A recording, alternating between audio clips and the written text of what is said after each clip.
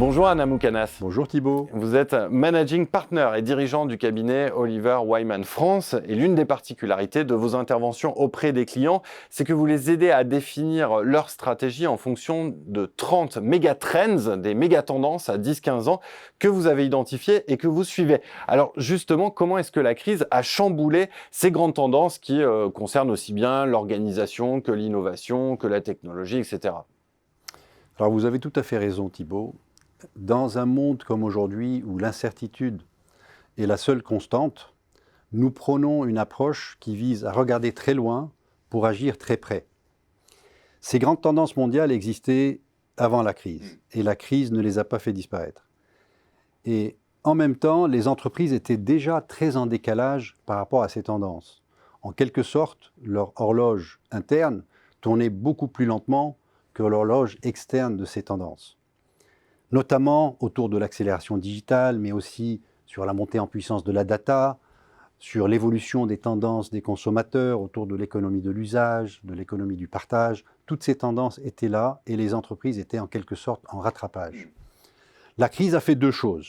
Un, elle a mis en lumière les forces et les faiblesses des entreprises et les fragilités des modèles opérationnels. Et deux, elle a accéléré les tendances et agrandi l'écart qui existait déjà entre les entreprises et ces tendances, les obligeant à démultiplier les efforts et à accélérer le rythme des transformations. Alors, quelles sont les accélérations qui vous semblent les plus spectaculaires?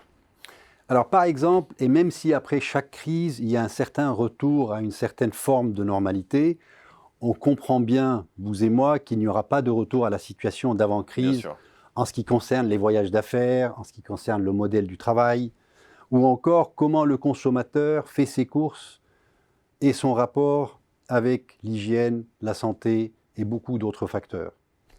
Il y a aussi des accélérations cross-secteurs sur les tendances comme la transformation digitale, sur tous les univers sans contact. Il y a la relocalisation ou tout au moins la régionalisation des chaînes d'approvisionnement qui ont eu tendance à privilégier par le passé l'efficacité au centime près par rapport à la résilience.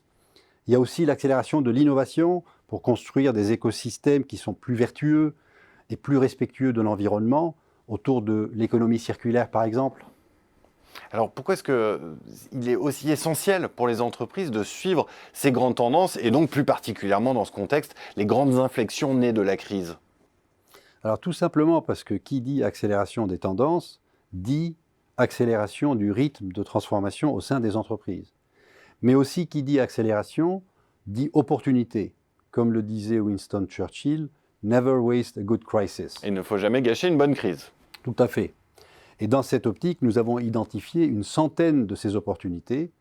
Pour donner un exemple, il va y avoir des centaines de milliards d'euros en France et en Europe dans les plans de relance dédiés à la transition énergétique. Les entreprises qui vont investir sur la capture de CO2, sur l'hydrogène ou encore sur le stockage d'énergie vont exploiter de véritables gisements de croissance. Alors il y aura une période de transition, le passage d'un point A à un point B ne sera pas linéaire et instantané, et il faudra s'assurer aussi que certaines mauvaises tendances ne l'emportent pas, par exemple le phénomène du « winner takes it all ». Oui, le vainqueur qui rafle toute la mise, c'est une caractéristique de l'économie numérique. Absolument. Et il y aura aussi des destructions d'emplois, il ne faut pas se voiler la face, mais ces situations qui sont certes difficiles et délicates socialement ne doivent pas masquer certaines très très bonnes nouvelles. Toute crise est porteuse de positif. Alors justement, comment est-ce que les entreprises peuvent-elles faire pour saisir ces opportunités? Alors les entreprises ont par le passé privilégié l'efficacité et le court moyen terme, surtout autour d'indicateurs financiers.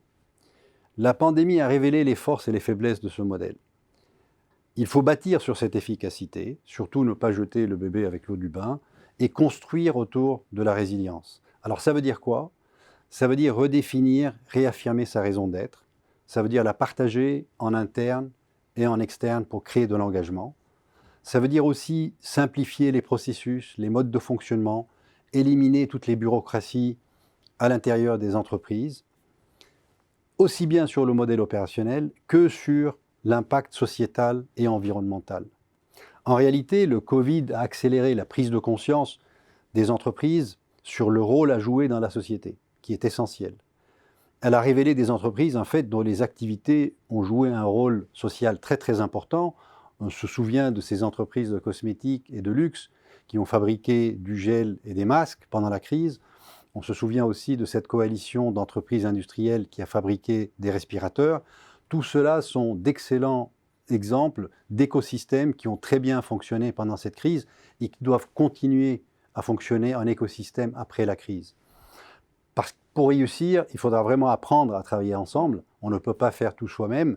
Il faut capitaliser sur l'intelligence collective. Chacun tout seul a de l'intelligence, mais la collectivité a beaucoup plus d'intelligence que la somme des intelligences individuelles. Il faut créer des écosystèmes et des coalitions qui permettent aussi bien un développement durable qu'une croissance rentable. Eh bien, merci beaucoup, Anna Moukanaz, d'être venu rappeler que dans ce contexte anxiogène, il y a aussi du positif. Merci encore. Merci à vous, Thibault.